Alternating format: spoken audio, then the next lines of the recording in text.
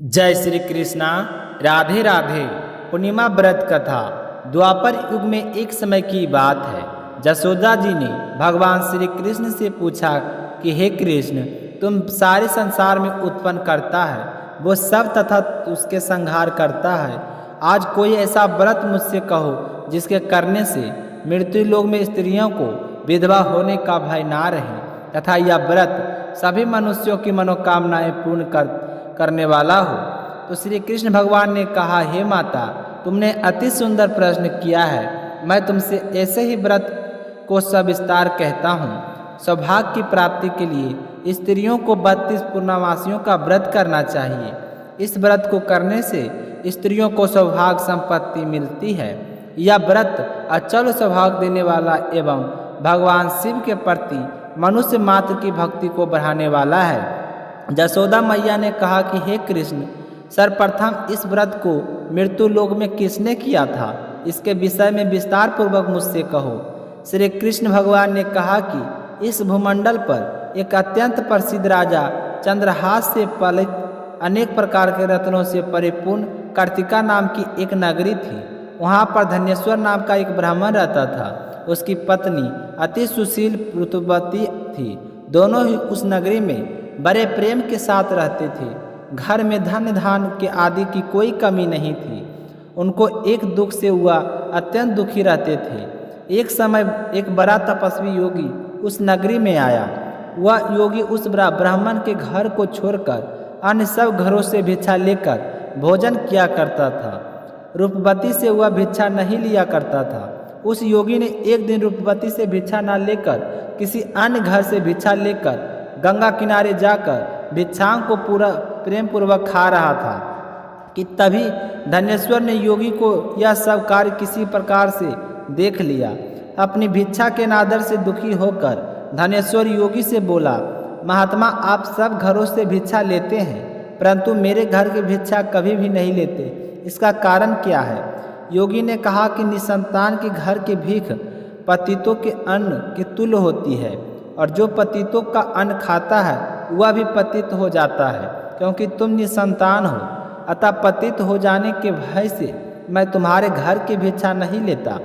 धनेश्वर की यह बात सुनकर अपने मन में बहुत दुखी हुआ और हाथ जोड़कर योगी के पैरों पर गिर पड़ा और कहने लगे कि हे महाराज, यदि ऐसा है तो आप मुझको पुत्र प्राप्ति का उपाय बताइए। आप सर्वज्ञ हैं, मुझ पर अवश्य आप कृपा कीजिए। धन की मेरे घर में कोई कमी नहीं है, परंतु मैं पुत्र न होने के कारण अत्यंत दुखी हूँ। अब मेरे घर इस दुख का हरण करें। आप सामर्थ्यवान हैं। यह सुनकर योगी कहने लगे कि ब्राह्मण, तुम चंडी की आराधना करो। घर आकर उसने अपने स्त्री से सब तप वृत्तांत कहा और स्वयं तप को निर्मित वन में चला गया। वन में जाकर उसने चंडी की उपासना की और उपवास किया। चंडी ने 16वें दिन उसे सपने में दर्शन दिया और कहा कि हे धनेश्वर, जा, तेरे पुत्र होगा, परंतु 16 वर्ष की आयु में ही मृत्यु को प्राप्त हो जाएगा। यदि तुम दोनों स्त्री पुरुष 32 पूर्णिमा मासियों का व्रत विधि पूर्वक करोगे तो वह दीर्घायु होगा। जितनी तुम्हारी सामर्थ्य हो आटे के दिए बनाकर शिव जी का पूजन करना, परंतु पूर्णमासी को 32 हो जाना चाहिए। प्रातःकाल होने पर इसे स्थान के समीप ही तुम्हें एक आम का वृक्ष दिखाई देगा। उस पर तूल चढ़कर एक फल तोड़कर शीघ्र ही अपने घर चले जाना और अपनी स्त्री से सब वृत्तांत कहना। ऋतु स्नान के पश्चात वह स्वच्छ होकर श्री शंकर जी का ध्यान करके उस फल को खा लेगी। तब शंकर भगवान की कृपा से उसको गर्भ हो जाएगा।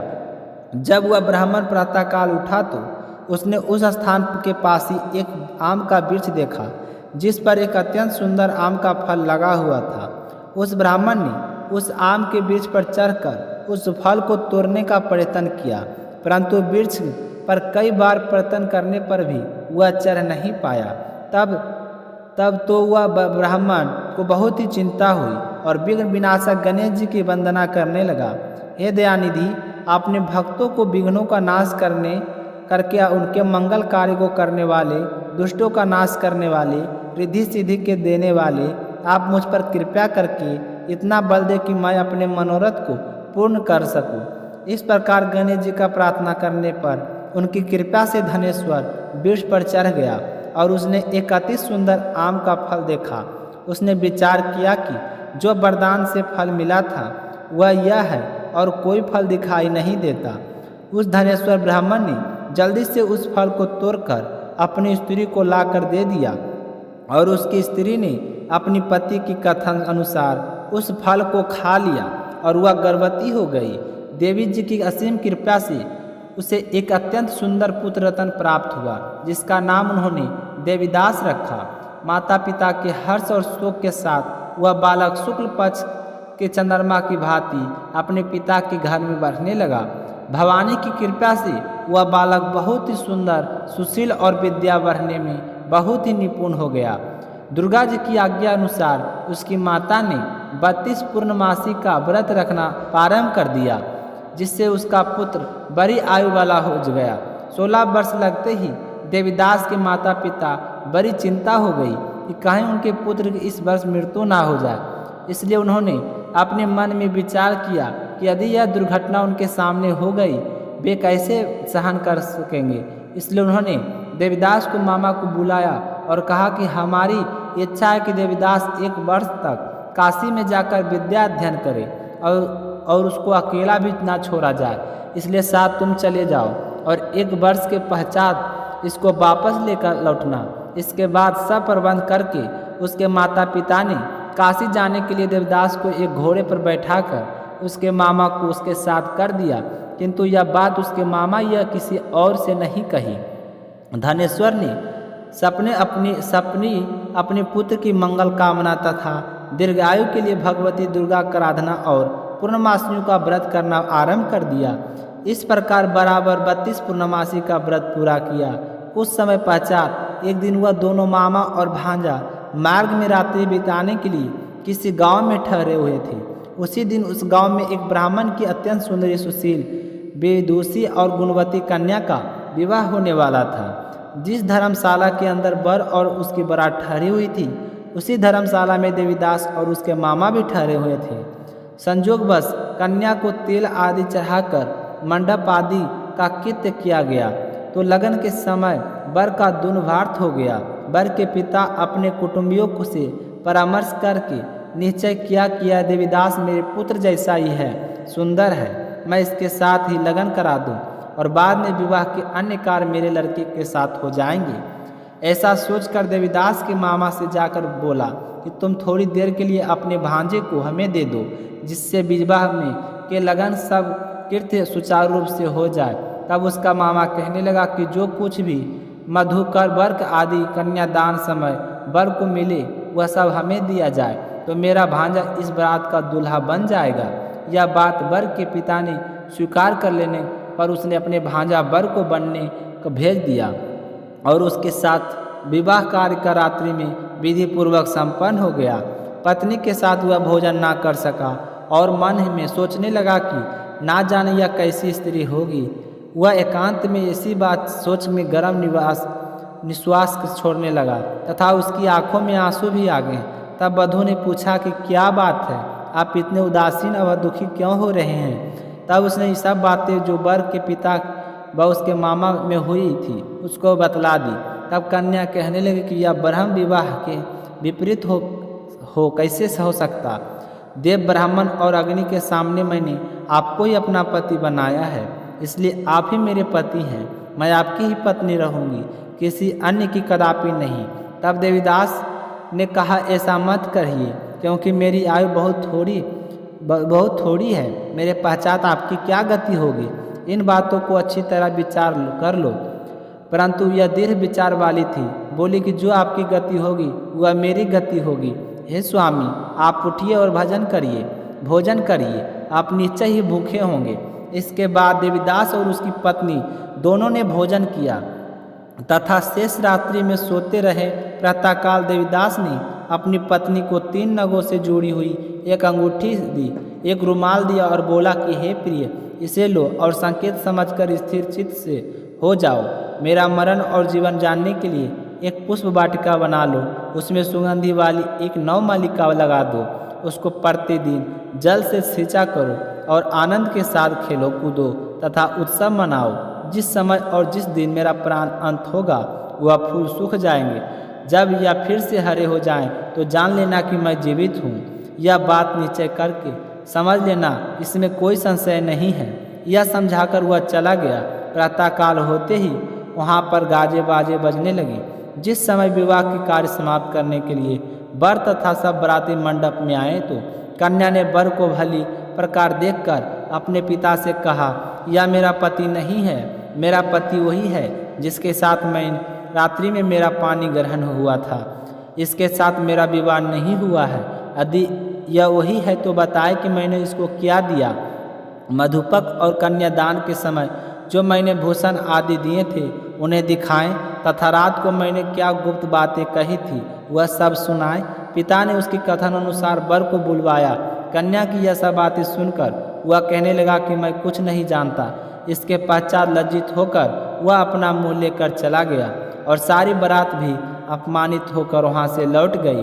भगवान श्री कृष्ण बोले, हे माता, इस प्रकार देवीदास काशी विद्या अध्ययन के लिए चला गया। जब कुछ समय बीता तो काल से प्रेरित होकर एक सर्प रात्रि के समय उसको डसने के लिए वहाँ पर आया। उस विषधर के प्रभाव से उसके शयन का स्थान चारों ओर से विष की ज्वाला से विषैला हो गया, परंतु व्रतराज के प्रभाव से उसको काटना ना पाया, क्योंकि पहले ही उनकी माता ने 32 पूर्णिमा का व्रत रखा था।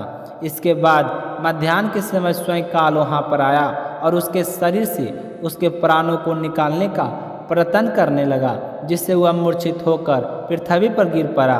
भगवान की कृपा से उसी समय पार्वती जी के साथ श्री शंकर जी वहाँ पर आ गए। उसको मूर्छित दशा में देखकर पार्वती जी ने भगवान शंकर से प्रार्थना की, हे महाराज, इस बालक की माता ने पहले 32 पूर्णिमा का व्रत किया था, जिसके प्रभाव से भगवान आपको इसको प्राण दान दे। भवानी के कहने पर भक्त बसल भगवान शिव जी ने उनको प्राण दान दे दिया। इस व्रत के प्रभाव से काल को पीछे हटाना पड़ा और देवीदास होकर बैठ गया। उधर उसकी स्त्री उसके काल की प्रतीक्षा किया करती थी। जब उसने देखा कि उस वाटिका के पुत्र पुष्प कुछ भी नहीं रहे तो उसको अत्यंत आश्चर्य हुआ और वह जैसे ही वैसे ही हरी भरी हो गई, तो वह जान गई कि वह जीवित हो गए। यह देखकर वह बहुत प्रसन्न से अपने पिता से कहने लगे कि पिताजी, मेरे पति जीवित हैं, आप उनको ढूंढिए। जब 16 वर्ष व्यतीत हो गया तो देवीदास भी अपने मामा के साथ काशी से चल दिए। इधर उसके ससुर उनको ढूंढने के लिए अपने घर से जाने वाले थे कि उन्होंने दोनों मामा भांजा वहाँ पर आ गए और उसको आया देखकर सास ससुर प्रसन्नता के साथ अपने घर में ले गए। उस समय नगर के निवासी भी वहाँ इकट्ठे हो गए और सब ने निश्चय किया कि अवश्य इस बालक के साथ इस कन्या का विवाह हुआ था। उस बालक को जब कन्या ने देखा तो पहचान लिया और कहा कि यह तो वही है जो संकेत करके गया था। तब दो पांत सभी कहने लगे कि भला हुआ जो आ गया, और सब नगरवासियों ने आनंद मनाया कि कुछ दिन बाद देवीदास अपनी पत्नी और मामा के साथ अपने ससुर के घर से बहुत सारा उपहार आदि लेकर अपने घर के लिए प्रस्थान किया। जब वह अपने गांव के निकट गया तो कई लोगों ने उसको देखकर उसके माता पिता को पहले ही जाकर खबर दे दी कि तुम्हारा पुत्र देवीदास अपनी पत्नी और मामा के सहित आ रहा है। ऐसा समाचार सुनकर पहले तो उन्हें विश्वास नहीं हुआ, किंतु जब और लोगों ने भी आकर उनकी बात को समर्थन किया तो उनको बड़ा आश्चर्य हुआ। लेकिन थोड़ी देर में देवीदास ने आकर अपने माता पिता के चरणों में अपना सिर रखकर प्रणाम किया और उसकी पत्नी ने अपने ससुर के चरणों में स्पर्श किया तो माता पिता ने अपने पुत्र और पुत्रवधू को अपने हृदय से लगा लिया और दोनों की आंखों में प्रेम आंसू बह चले। अपने पुत्र और पुत्रवधू के आने की खुशी में धनेश्वर ने भारी उत्सव किया और ब्राह्मणों को बहुत ही दक्षिणा देकर प्रसन्न किया। श्री कृष्ण जी कहने लगे कि इस प्रकार धनेश्वर 32 पूर्णिमाओं को व्रत के प्रभाव से पुत्रवान हो गया। जो भी स्त्रियों इस व्रत को करती है वह जन्म जन्मांतर में वह धब्य का दुख नहीं भोगती और सदैव सौभाग्यवती रहती है। यह मेरा वचन है, इसमें कोई संदेह नहीं है। मानना है यह व्रत पुत्र पौत्रों को देने वाला तथा संपूर्ण मनोकामनाओं को पूर्ण करने वाला है। 32 पूर्णिमा को व्रत करने से व्रती की सब इच्छाएं भगवान शिव जी की कृपा से पूर्ण हो जाती है। इसमें कोई संदेह नहीं है। तो इसी के साथ पूर्णिमा व्रत कथा पूर्ण होती है। तो प्रेम से बोलिए भगवान विष्णु की जय हो, श्री कृष्ण भगवान की जय हो, तुलसी माता की जय हो, समस्त देवी देवताओं की जय हो।